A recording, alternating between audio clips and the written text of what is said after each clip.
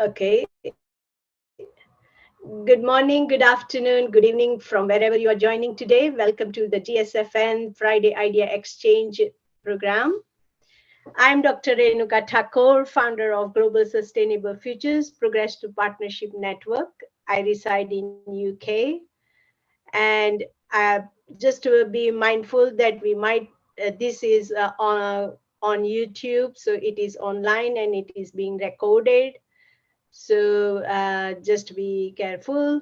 Let me just record button as well. And we might take pictures. So just to note that if you don't want pictures, then you can close your video. Uh, Please mute your mic unless you are taking the floor to speak. And everyone are uh, uh, invited to share their names, details in the chat box so that others can know you and can communicate with you anytime. And this chat will be also forwarded to people if you want, and there might be a transcript along with the Zoom YouTube on the YouTube. So today I just want to update you with few things that we have plenty of interest now in GSFN, and we are growing and growing, which I am very proud of. But also the thing is that people are now coming forward to partner with us for research projects and so on, and educational courses and many other things, which uh, I like to just tell. And whoever wants to do something, then please share with us so we can make connection between us and make progress on these things. um, I will be not presenting any programs in next month because I am going in to Germany, and if anyone wants to host any program, then they are invited to do that for the second and third Fridays. But however, we are starting another just a side event, which is COP, pre-COP, and it is going to be led by one of the GSFN our coordinator. We will announce that very soon, and that would be on Sundays. And she would like to invite you also. So all those details will follow, and it will be between 5 September to sorry, not 5, from the end of the September, no, 5 October, from 5 October to uh, no, from the next Sunday, sorry, from the next Sunday to 5th of November. Um, and we would like you all to contribute to that program so we can then finally maybe produce some sort of report or something out of that. Uh, Secondly, just now we are working within group. Sorry,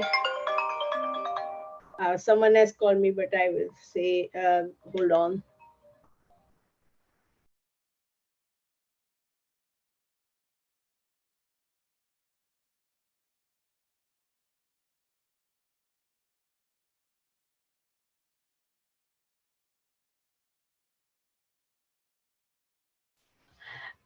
Yeah. So, and this call was important for me to answer just because that was I was going to share.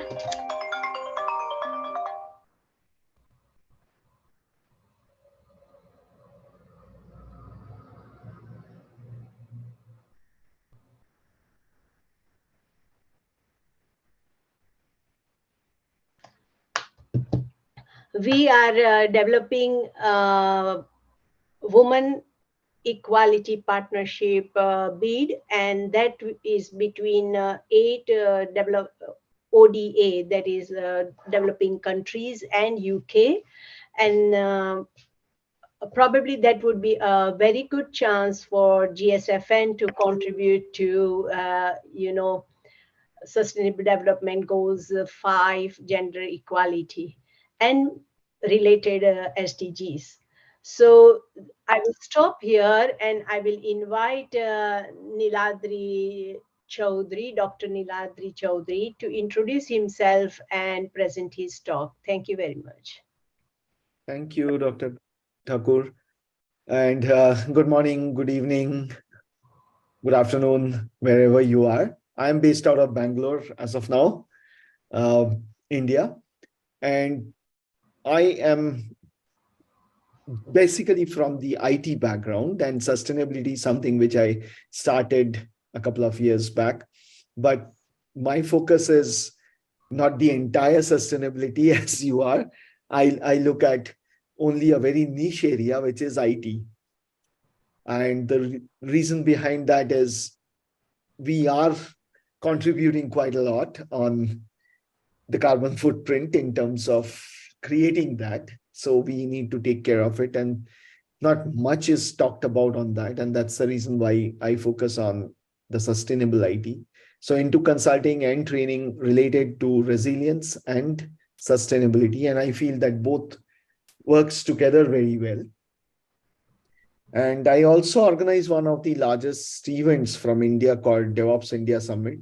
And this year we have included sustainable IT as part of it. And I'm happy to see quite a lot of organizations coming up with their speakers on sustainable IT. So, yes, that's my introduction. Uh, well, you mentioned IT, and yesterday I had two talks, and I was speaking about technologies and emerging apps or emerging AI tools, and how they can shape sustainability or how they can, you know, play a role in creating sustainable future or low carbon and so on. And I feel there is tremendous potential for you people to contribute to sustainability, because while low carbon is inducing the practices that needs to be digital, digitalization is happening so fast. I think we need to look at that are we doing the right thing while we are trying not to disturb the like not to use the resource use, but then are we also uh, lowering down our carbon footprint through digitalization? So, of course, your area is highly important. It is also important because due to the emerging changes coming in the, our industrial practices due to IT, how the skills and what education needs to be imparted, how we need to create that capacity for our young students or young leaders, and how, the simple even the simple exercise nowadays, like buying a food, will involve some sort of IT, and or going out in a car will involve navigation and so on. So we are always having this extra hand of IT with us all the time to work and deliver any type of activity. I think it is very important to have you and share your insights with us. So please go on with your talk. Thank you very much. Yeah, thank you. So I'm not presenting anything. I would like a little bit of more interaction, preferably. So, do you know what is currently the carbon footprint created by IT globally?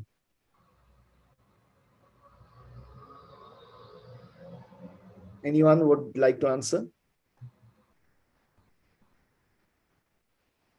The current global carbon footprint from IT. Try it out. There is no wrong answer. I'm not evaluating anyone. Well, I know, but I don't want to say because you shared with me previously. Anyone guesses? No, without Googling. There's one guess. Let us see. Of course, someone is saying digital decarbonization is very important. That's all it is saying. Yes, we know that it is important, certainly important. Um, I think somebody is saying, can you share the question in written? What is the global carbon footprint Okay, of? are you writing or should I write? Yeah, Yeah, I've written. okay. Uh, I can type fast. So Oh, wonderful. anyone, let's get some answers. Okay, 10%. Oh, 10% is huge. Aviation is 2%. So Okay, agriculture is 11 or 14%, I think, 11 to yeah, 14%. which is, I mean, agriculture is a big thing for every country. Yes. So IT is at 4%, nearly 4%, and it is expected to grow to 13% by 2030. And the more irresponsible use, I would call it, of technology is going to just make it more. I mean, while just a few minutes back, Dr. Thakur talked about AI and generative AI coming up, like the chat GPTs of the world. It is on one way is good, but on the other way, it is really creating a lot of problems as far as sustainability is concerned, both from the point of view of water wastage and carbon footprint. It's hundreds of thousands of gallons of water is wasted to cool the amount of processing it does, even for a 5 to 50 prompts in a chat GPT. The 300,000 gallons, American gallons, so 3.78 liters per gallon, right? That's the amount of water that gets wasted because of the cooling, and or rather is consumed. And obviously, the energy consumption is huge. So if you look today, IT is there in every place. Every business process that we are running is automated with IT. And we have to see how to take care of things. And one of the challenges that we see is when we are talking about the reporting that happens, the reporting has to happen for scope 2 and scope 3. I'm not going into explaining what scope 2, scope 3 is because you all are experts in that. If you look at a bank, they don't have a manufacturing. If you look at an e-commerce business, there is no manufacturing. So most of the carbon footprint for such organizations are from IT. Even if you look at a manufacturing company, there are a huge amount of carbon footprint. So if anybody is in the IT industry, you will know what Kubernetes is. Just to give an example, if we are flying from Mumbai to New York, the amount of carbon footprint created by flying that Boeing or Airbus, whatever it is equivalent to the carbon footprint created by 400 Kubernetes clusters. Now imagine a company like BMW says that my cars runs on 13,000 Kubernetes clusters. So you can imagine the amount of carbon footprint that we are creating. I mean, this is beside the other aspects, which is water for cooling. The other thing that we need to look at is what have any of you calculated what is the carbon footprint that we are creating by this use of laptop?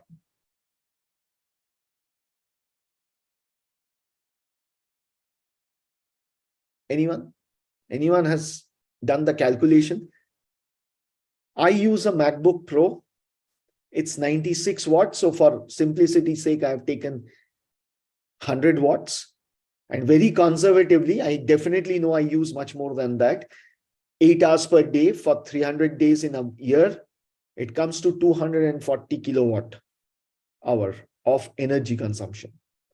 And now you multiply it with the factor, the conversion factor, and you will know how much it is. Even if you are taking the USA conversion rate, I need to have 10.3 fully grown trees to remove the carbon that I am creating.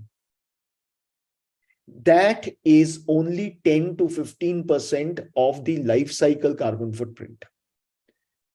85 to 90% of the carbon footprint of laptops, mobiles are from the manufacturing and transportation.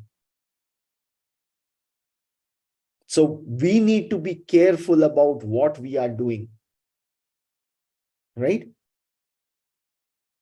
So IT is tremendously contributing towards the carbon footprint, and we need to be careful about it. If you look at the materials that is there, anybody knows how much of gold is there in a laptop or mobile?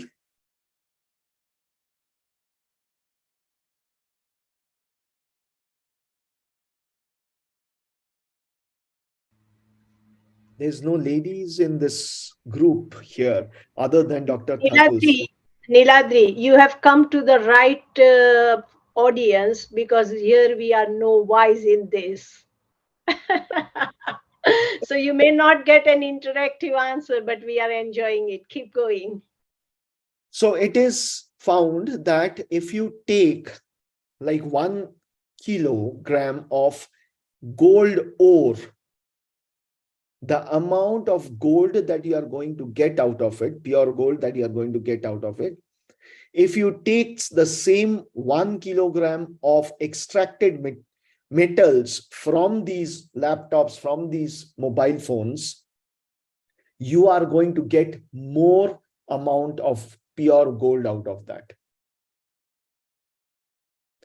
If anybody remembers the periodic table, the chemistry periodic table, near more than 50 of the elements in that periodic table is available in our equipment.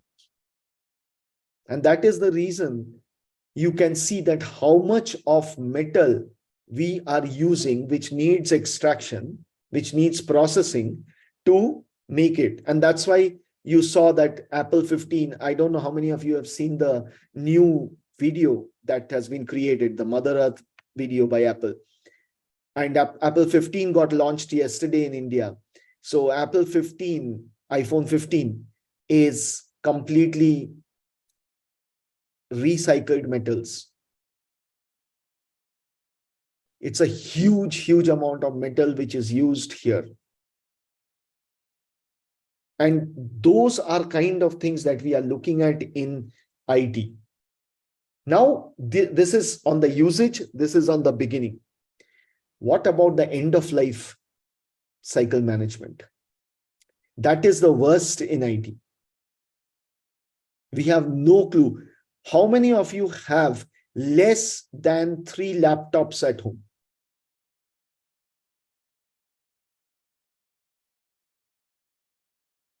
Less than 3 laptops at home. Very few, maybe. Everybody has like 4, 5. What are we doing with those laptops which have not been of use anymore? We have to dispose it in the right manner. The IT asset disposition is very, very less thought of. And ultimately, it lands up in landfills, which is creating more toxic gases. How do we ensure? So now with the new reporting and guidelines, it is important that each company is responsible for the scope 3 emissions, both the downstream and upstream. So as a bank, as a company, everybody, when they are reporting their ESG reports, they have to do the scope 2 and scope 3, and IT will fall in the scope 2, scope 3 in both of those areas. And it is not about just reporting, it is about how we are improving. So until and unless we really look at it, it is not possible. So these are ways that we are talking about for practicing sustainable IT, and which is not just about data centers. As McKinsey says in their latest report, the biggest amount of carbon footprint creation in IT is not data centers, it is the end user devices, because the numbers are much more. And the more we use IoT and other things, we are going to use it. That is one. The other factor that we have to look at is we have to see how IT can enable sustainability. Dr. Thakur also mentioned that every business process today is IT enabled. That means that IT has to bring in the sustainability related information out from the system itself, rather than somebody going and doing a life cycle assessment and creating a report. The point is, we talk about green washing, but greenwashing is not because people are bad. I mean, there are exceptions, but it's largely, it is not because people are bad. Largely, it is because there is no data. That's why the aspirations comes out, not the facts. If it comes out of the system, then it is there. So if you look at an organization like SAP, where SAP has embedded new features in their entire processes, every business process, to capture the ESG related information. They have even gone to the extent of creating a separate portal where you can onboard your vendors to give their emissions and sustainability related information, because you are now responsible for the scope 3 emissions. So we have to look at it for everywhere. How do we get it? There is another aspect of IT enabling sustainability. That is how IT can think in terms of making business more sustainable. How can we convert sustainability and the business and IT together? For an example, there is a logistics company. This logistics company uses latest technology. And what they have done is they have created an algorithm using which they take the information of traffic, they take the information of where the items, unserviced items are, where it is lying. They take the information about where the vehicles are, and based on that, they use an algorithm to route those vehicles, to deliver those items. And in the process, overall, in the business, they have been able to reduce carbon footprint by reducing the amount of fuel consumption in the fleet. So that is not about technology. That is about how in IT we start thinking in terms of how to make business sustainable. So we are looking at all of these aspects: circularity, water, energy consumption, carbon footprint. All of these has to be looked at from IT, and every business will be able to become much more. The other important aspect is, now that we are talking about scope 2 and scope 3 emissions, rather scope 3 mostly, we have to have an ecosystem and a platform for data sharing. That is not possible without having a IT platform. So we have to look at all of these aspects, use IT in a responsible and ethical manner, then it will work. Right? I think I have taken the time. So if there is any questions, I would like to answer those.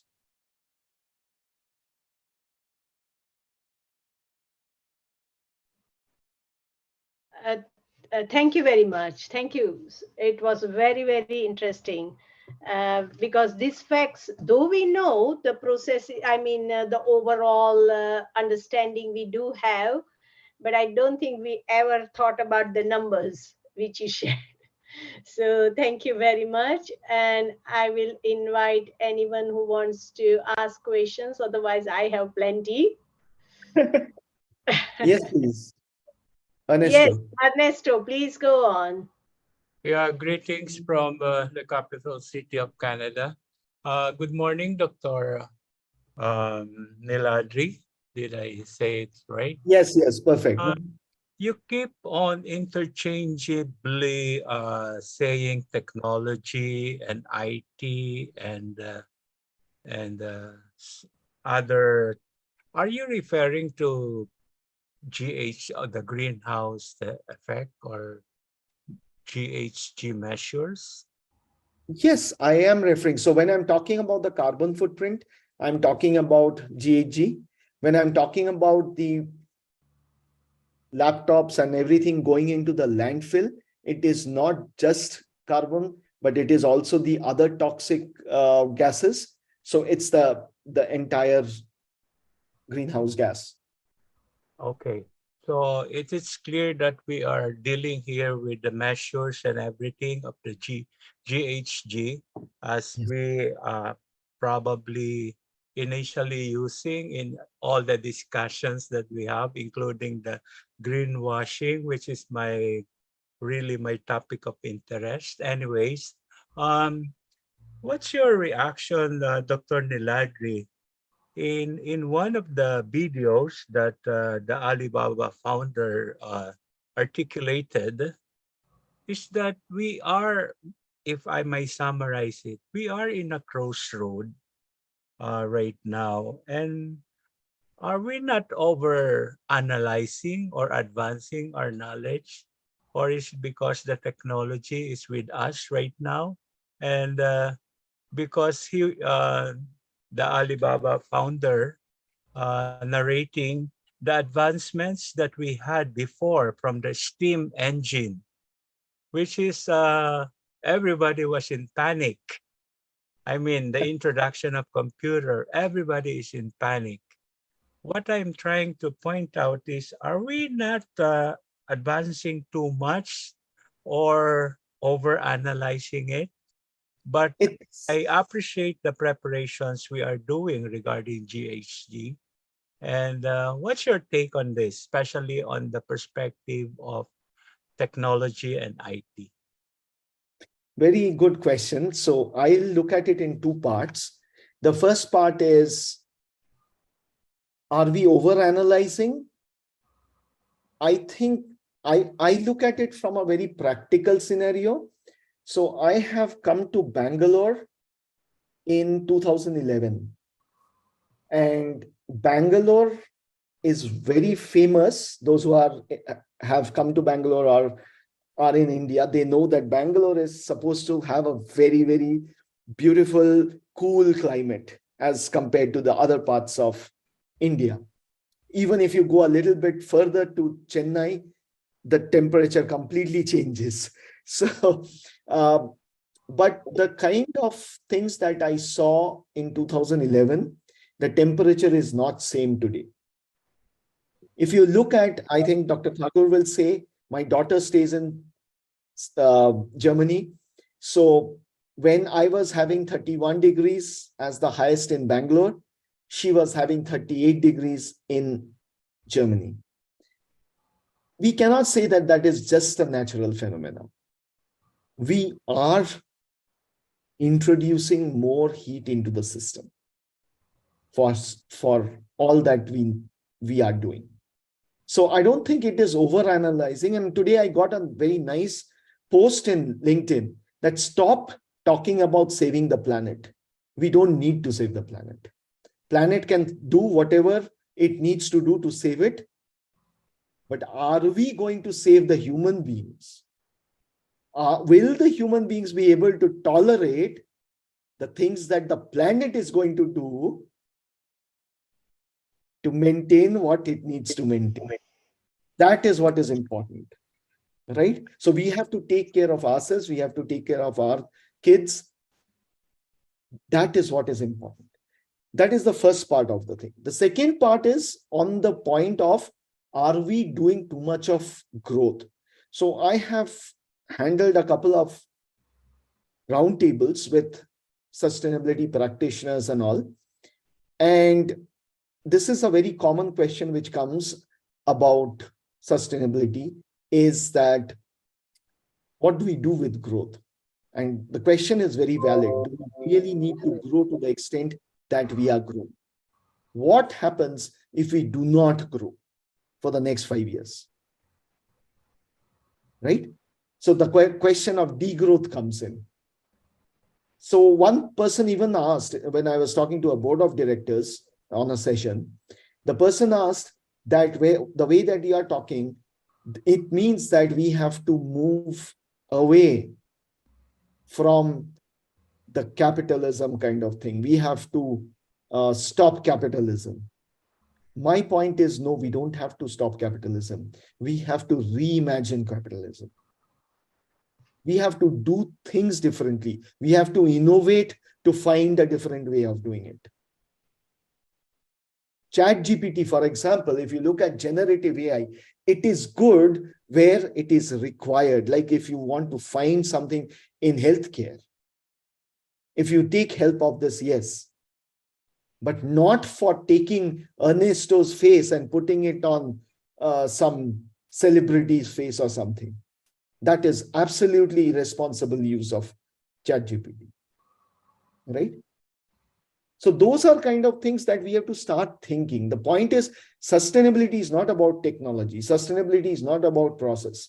Sustainability to me is about the mindset change. And until and unless each one of us take that responsibility, it is not going to work. And that's where I look at a 3-step process. Awareness, but only awareness is not good enough. Consciousness. I need to see how I am doing things. What is my carbon footprint? I've asked chief sustainability officers, they themselves have never calculated how much of carbon footprint they are producing. How will you be conscious about it? We need to teach our kids to be conscious. And then comes the enablement, which IT will bring, but responsible use of IT or responsible use of technology, if you call it. I interchangeably use it. So that's my answer to both of you, in 2 parts to your question. Thank you, Doctor. That's an eye opener, but I think it's a matter of greed. We inherit the earth, but not its mineral rights. I always articulate that. Absolutely. Thank you, Dr. Renuka. Thank you. Thank you very much. Any more questions? Yeah, Dr. Niladri, thanks for the very interactive session and the your session was really very informative. Thank you for that. I have just one question. What role do you think, like, since we are now having more renewables in the grid and decentralization is there, so the role, because renewables are intermittent, so that is why we need more storage. And if we look at electronic storage, what kind of like, what are your views regarding if do we really need this a huge amount of electronic storage systems, because they create the, like, they add to the carbon footprint problems. And do we really need now, should we go for other alternatives instead, so that we can also optimize grid inertia and also reduce waste? I am particularly talking about pump storage systems and like thermal energy storage systems, all these things. So what are your views on that? Yeah, so storage has to be also looked at. Like we are all running around about batteries, about EVs. We need to start finding ways of reducing that, because that is also using things like lithium and all. And that is also being used for mining. And that is one of the reasons why I don't believe in net zero. Because to me, net zero is something which is possible only in theory, only in document, like a balance sheet. Everything that we do, there will be a negative impact. The question is, we need to understand that and balance it to see that we have the least negative impact and more positive impact. I think we have to look at from that point of view. Innovation is the crux. We have to find out alternative ways. So as I said, reimagine everything. We cannot think the same way that we are thinking.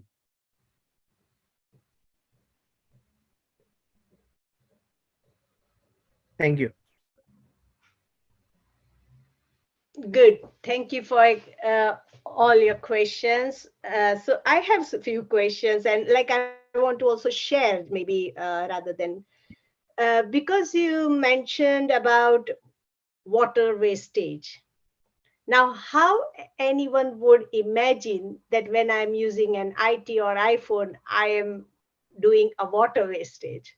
Like, it is That, never imagined by people because these are all hidden. They can be externalized, you can call them externalized impact, and so you can never imagine what is happening while you are having your iPhone. And again, the capacity, or what you say about the use of IT, has grown exponentially because it is just the tip of their finger. It is easily yes. available. And uh, because we do not have other activities, again, we have plenty of time for surfing and Googling and using your IT and so on. Uh, it is not stoppable, it's not stoppable. And So that is why organizations like this plays a role in spreading the awareness. And we have to take care of IT also as another area of concern that needs to be looked at. It cannot be kept separately. So every organization, when it is the prerogative of the CEO or the board, the CIO and CTO cannot stay away from it. exactly. Now, my question now, second, is that when you are talking that IT emissions will increase to 13%, but at the same time, there would be a decarbonization of other systems or other emissions, such as maybe transport, because when I'm working from home, I'm reducing my carbon emissions through transport. So what would you say about that? That whether these, I am not sure whether you like this 13% does include the decarbonization impact as well of other sectors. No, it is not.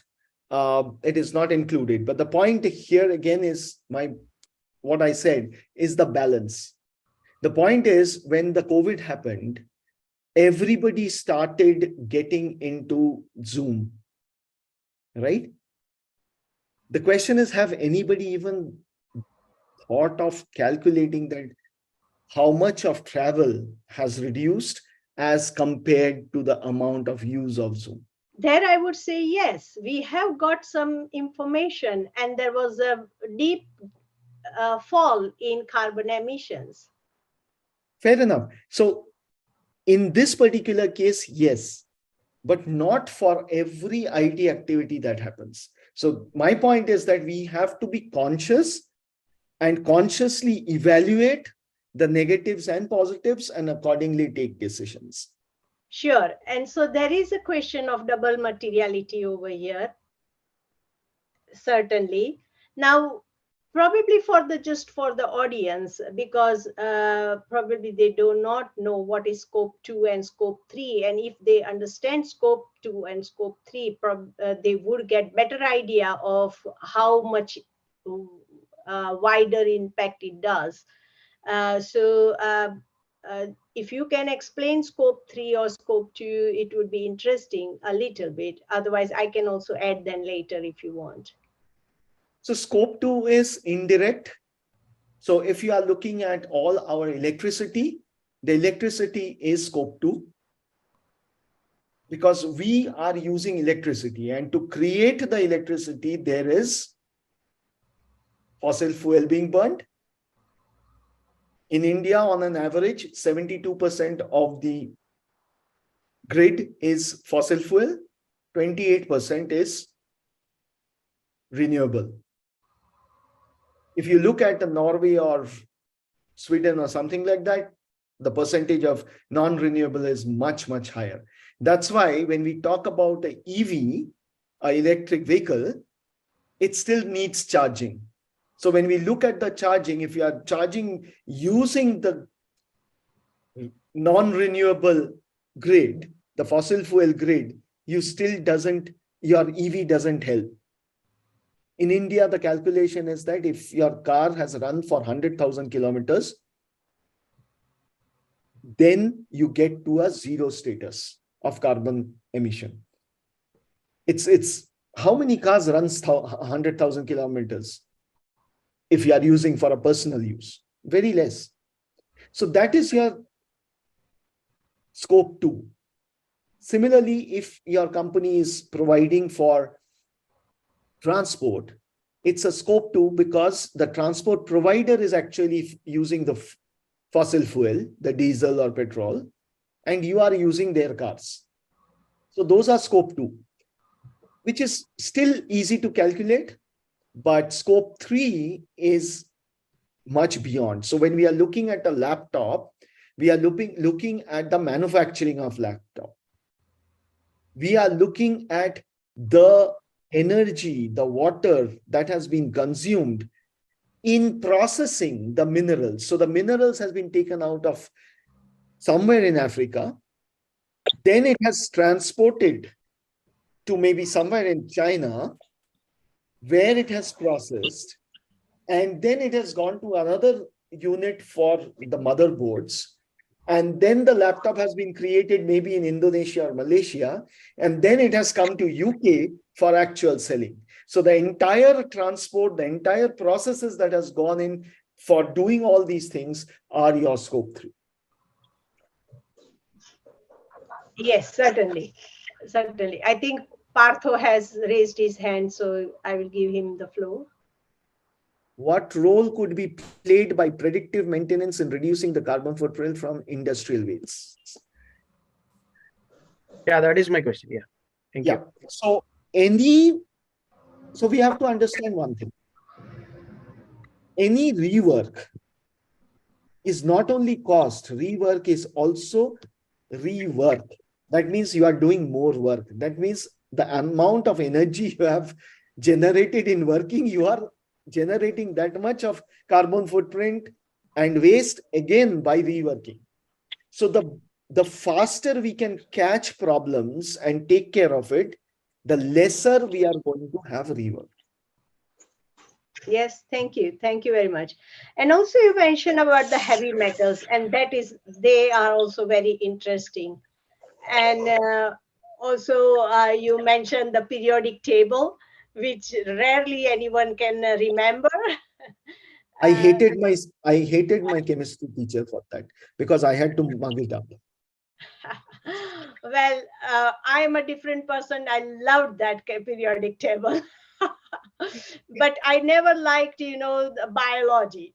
So it is something very different. But yes, so heavy metals are a bit nuisance anyway nowadays, just because it is plenty of them are used in these IT processes. Uh, Someone is making noise. Can they mute themselves, please? Yeah, I think all are off. Okay. So, uh, but there is also a high debate now. Uh, the heavy metals come from Africa, as you mentioned, and then they are processed and other things, and then they are just.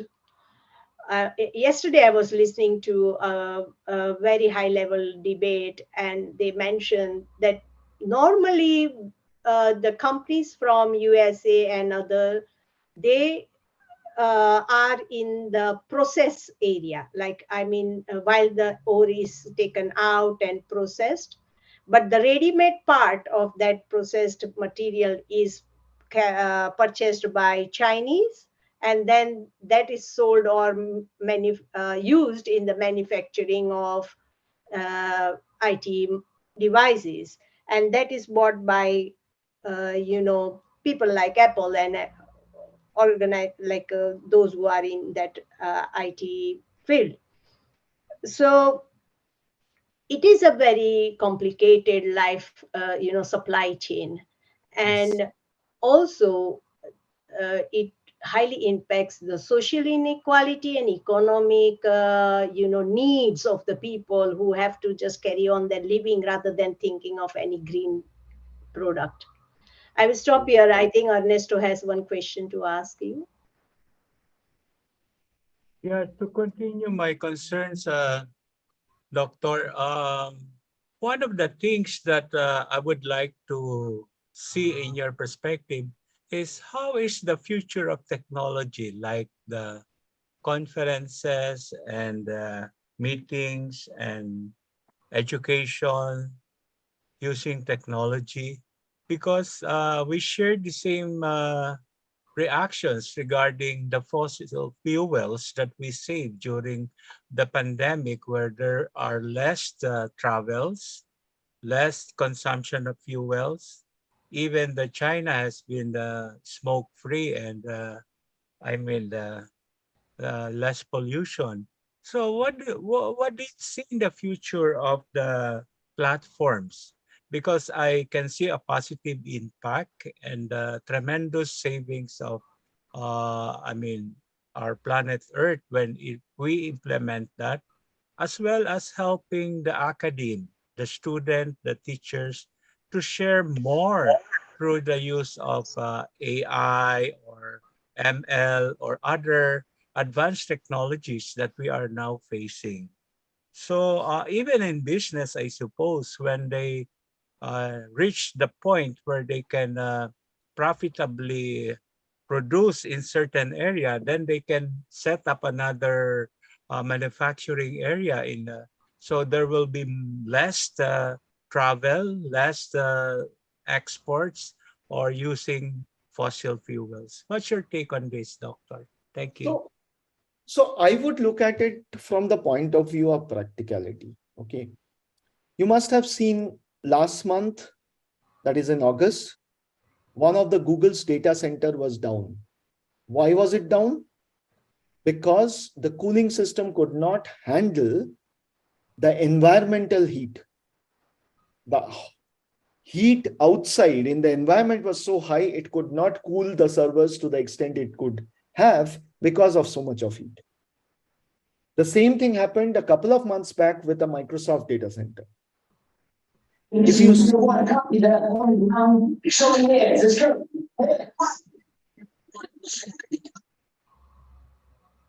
Yeah, so if you are looking at a scenario like that, if you are looking at huge amount of flood, if you are looking at huge amount of heat, if I take heat, Arizona has said that there will be a huge amount of heat waves which are going to come.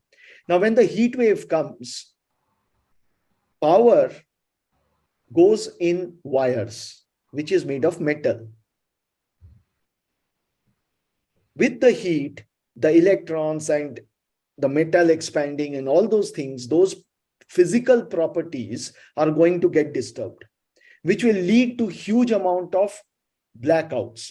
Will the business be able to survive with such long duration blackouts? So the question here is, people have to start understanding that whether it is going to be somebody else's problem or also my problem, because it is now a business risk. If the business itself cannot function, all these questions of profitability and all doesn't make any sense anymore. So that's why I always say it is no longer a CIO's call. It is a call of the CEO, of the board. And that is how it has to be looked at. So whatever gives us, when I say sustainability even of the business, because if things does not work in the climate, it is not going to help us to run our business also in a sustainable manner. And today, I have seen organizations where the chief risk manager is the chief sustainability manager, because they see that as a business risk. The more such maturity happens in organizations, the better it is. It is going to happen. Those who don't take it, they are not going to survive. So can I add here? that uh, you know, let me just make it, yeah. And one second, please. Okay, so can I add here that, you know, when Ernesto's question was about academic and people were coming in a class and so on, and whether that should go online totally or not, I would say in a local public, local place, it should not go online, because people culturally value face to face meetings. But secondly, when it is a class, and if it is like nearly 30 to 40 people or more, it will be like 30 to 40 people will be on computer using energy, whereas in class only one computer or one screen will be used and people will be there. And if it is a local place, and if people adopt to cycle or walking, it will definitely work out to be the lesser carbon emissions compared to that. So there are wages of things that we need to consider, that how it is depending on the context, situation, and the culture. So, and probably face-to-face interaction for the younger people when they are studying new concepts, it's better than to have a online. So we have seen that, and many of these educational institutions around the world has made face education compulsory nowadays. So it's certainly worth looking into.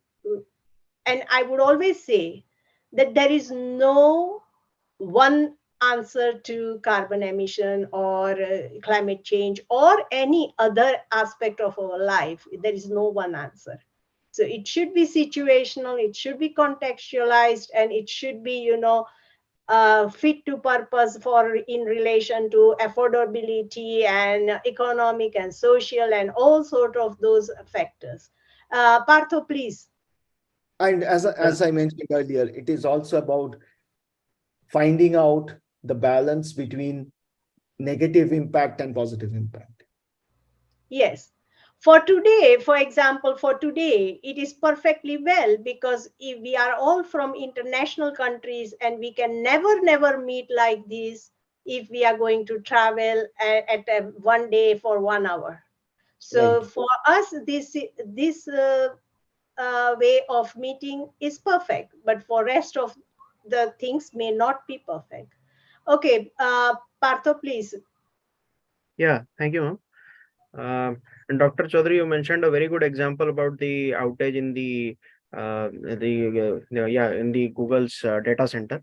Yeah, so I think what I feel is that since we are already dealing with this problem of climate change and heat waves, so why don't we go for like specific solutions? Like how why don't we use it to our advantage sometimes? Like yeah, climate change is bad, we all know, but I think we can also use it these things for our advantage. Like for example, it can help us develop new technologies to counter that and use that excessive heat to like generate electricity and and just convert waste heat into a very useful resource. So what I Absolutely. am mentioning is that thermoelectric generators can be like deployed here, and the waste heat could be converted into electricity. So I just Absolutely. would like, yeah, what are your That's views on exactly this? the point. The innovation is required. We have to Yes, think beyond what we have been used to. Today, yeah, the situation is different. We have to move forward. We cannot keep on doing the same thing and expect a different result. yes, So Exactly. innovation, so innovation is required, and sustainability requires innovation to be at its best. yes, I, I would just like to add, you know, like for a simple thing, you can think in your house. Generally, we keep a refrigerator, washing machine, and all other electrical equipments. Just the back of those equipments go towards the wall, and the heat is kept there behind the very in a very small gap between the appliances and the wall, and it does not get spread out into your rooms. Well, because I'm in UK, I would wish that that heating would help me heat my house or my room. And so, we what we have done, that we have changed our these appliances just in between the room, like they face the sitting area, while their doors open into kitchen area, so they act like a wall, and also their heating gives us heating into the sitting area, and which I have never have to heat my sitting area. Absolutely. And there are So we already have to like some, replan, rethink of all these things. So like the yeah, data centers in very, in certain places, what they have done is the heat that is getting generated for cooling the servers, that heat is taking up, and that heat is used for the community swimming pools to be heated and all. So exactly. to the community. So yes, people are thinking about it. The question is, we need much more awareness, much more that consciousness for people. Innovation. Yeah, and And innovation. well, I have a list of things to share if you want. Like people now in gyms, gym, where they do a lot of exercise and burn their manpower. Uh, these manpowers or this walking and running is used to convert it into directly an electricity. So these are plenty of applications here. Yes, Prince, you want to speak? Yes, thank you, my doctor. I think I'm seeing another problem the technology is trying to create to the world, and especially, let me say, the developing country. Because I'm from Africa and I'm a field officer, so I see a lot of this problem that we are not looking at currently. When you look at the challenges we are facing now in terms of addressing e-waste or electrical waste, which is now being shipped from the West to the developing country at second-hand goods. This is another problem. This is another problem that the generation unborn will be facing. When we're talking about addressing climate change impact, we have also forgotten that some of this technology contain lead, radiation, chemical, radionuclide. That is one aspect. We're talking about green energy. Green energy come along with solar panel and all sorts of things. Yes, we supply energy and people are able to use it. Who's going to address the solar panel? This is another technological problem that the world is not looking at how to recover it. Visit some of these developing countries. You see some of these problems now lying down everywhere. We are talking about the AC supply cooling system. We have also forgotten that it's emitting a lot of radiations, a lot of greenhouse gas emission. Unfortunately, the plants that meant to absorb this radiation coming from some of this AC, we are taking it out of the environment for industrialization purposes. So I don't know how we are looking at another way around that the waste from technology will not continue to create another problem, which is going to be more serious than the climate change impact that we're facing right now. Because I've gone through around so many sites, so many fields, even when we are trying to initiate some community level, there's limits to what you can do at the community level if there are e-waste and nobody is talking about recovery. So this is the problem I'm seeing in developing country. Fairly use computer, fairly use AC, so many things, they are moved to developed country. Because we don't have at all, you are quick to pay little and get it. But when it damaged in developing country, who recover it back from the environment? So these are the issues I'm seeing right now that nobody is talking about. Thank you. So I have already heard people talking about it. So when I was in Singapore, I have seen people talking about it. And one very important point that you raised, a lot of the developed countries just ships container after container, ship full of containers of e-waste, which gets dumped onto these, a lot of countries in Africa, a lot of countries in Asia Pac. And I think there is awareness which is growing. And that is, I wouldn't say it is addressed, but people have started realizing the harmfulness of that. And I'm sure something will come up very soon. But at a political level, yes, people have to start looking at it uh, properly and take care of it. I mean, it is not an individual's task. It has to go through various other um, political, diplomatic areas that needs to be addressed. On that is what I feel. I'm not an expert on this area, but yes, that is a concern that is being raised in various countries in the even the Asia Pac. And Yes, certainly. I would agree with you that awareness is growing, and at high level, it has been debated and it is debating. Even the African leaders have come up and have the voice now in every forum. They are invited and they speak about these problems. But at the same time, what I think, and this is what actually this forum was initiated to bring this global South voice to global North, and or to between global South and global South maybe, and that is what we are trying to do. What I would say that when you have this understanding, why don't you start yourself at the local level? I know it is very, very difficult, but you can find the way once you start. And also what is happening, that one thing, that is e-waste or other waste coming to your country, has to be stopped. But at the same time, you have to understand that you don't have to go to the same development trajectory. Because what is happening now, at the when we want renewable energy projects growing on in Uganda or Kenya or so on, they are still trying to develop fossil fuel oil pipelines in Uganda and Tanzania.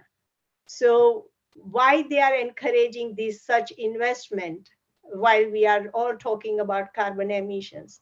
Of course, they are telling that they want development, but there are now new ways to adopt for new technologies that are available.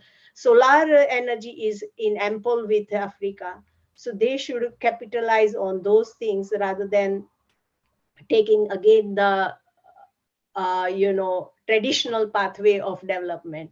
So I will stop here, and I think if any is there anyone who want to share last thoughts, then please do, then we can close this meeting.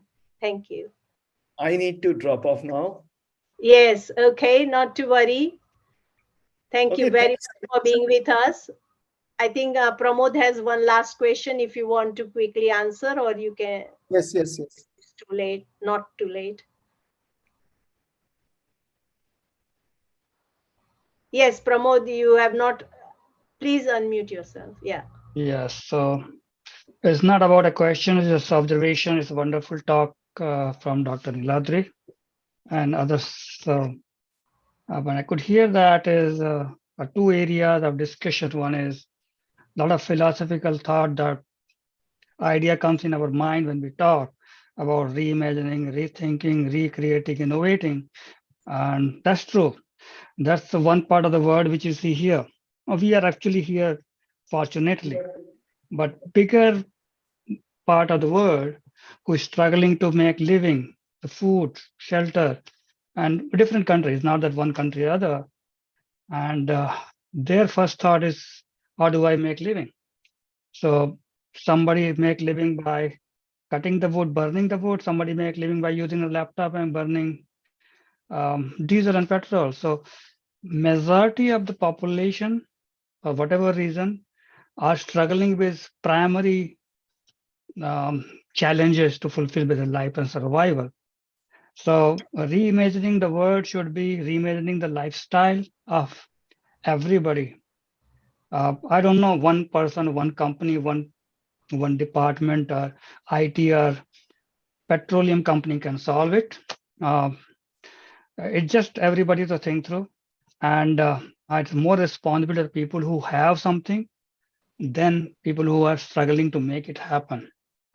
So I'm sure IT companies and petroleum companies are doing something, but can we do something with ourselves or people who are struggling to make living? Um, and that problem exists in all the countries, a developed country or developing country, doesn't matter. So it is still we solve the problem because every technological problem solved, it is not solving sustainability problem. Economics will not let you do it. What will happen is we create a newer problem. So technological development is always cyclic in order. It cannot be solving anything. Like energy cannot be created, cannot be destroyed. You take from this hand, you give it to that hand. What has to be solved first is sustainability of human being, physically, emotionally, for survival. And then those large masses, which is probably I could call you safely 70% population in the world who are struggling, can they be sustainable? If they can be sustainable, and we support them to be sustainable, and then we can think of, yes, we can do something. Because what we do on the top, it has a countermeasure to the bottom. You talk about renewable energy for the power, solar panel, it's still so expensive. Even poor people can't buy the power from there. It's still power companies make money out of it. People who make a solar panel, they make money. People who set up will make money. So it's a very complex situation. So I can't just pinpoint that who should solve, who shouldn't.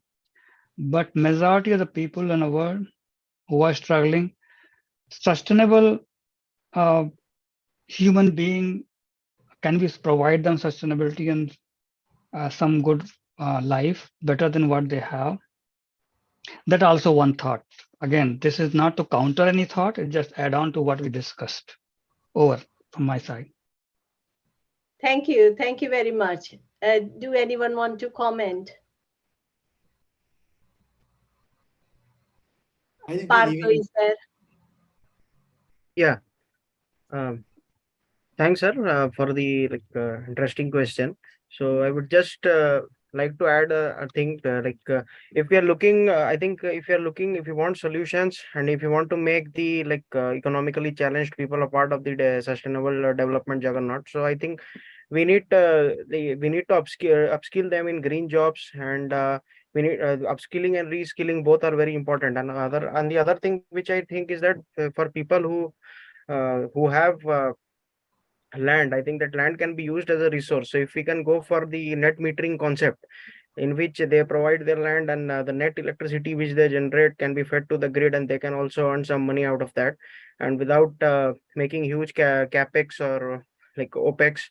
So because these are taken care of by the generation company, the power generation company who is installing the renewable energy sources. So I think this is something which can be used to provide them a source of income, or and help them become a part of the sustainable development juggernaut. Thank you. Thank you, Partho. Thank you. Niladhari, do you want to add something? Dr. Renuka, just a quick Yeah. response to that. I love what Dr. Pramod shared. Anything that we really passionate about should start within ourselves. So as you mentioned earlier on, Dr. Renuka, we should start with ourselves and those that we can control, and probably influence others among our relatives, our friends. I love the idea of your refrigerator serving as a divider. And I appreciate that small things, but if everyone will do it, then there will be some advancement. Thank you very much and good morning. Yeah, and I would just like to add one point here. Since the levelized cost of electricity of renewables is dropping day by day due to the technological advancements in this sector, so they are now much more economically viable also compared to their non-renewable counterparts. So I think bright days are ahead. Certainly, I would say, Partho, and when you are talking about changing or bringing sustainability to everyone, technology is a tool. It is not sustainability. It is a tool Just as our social construction is our tool, just as a family bondings are our tool, technology is also a tool to make our lives better, or to make the life of the people better. So that is where we will stop. I think thank you very much today for very constructive discussion, everyone. And I hope you are very good weekend. Thank you very much. Bye-bye. Bye. Bye. Thank you. Thank you, everyone. Thank you. Have a nice weekend.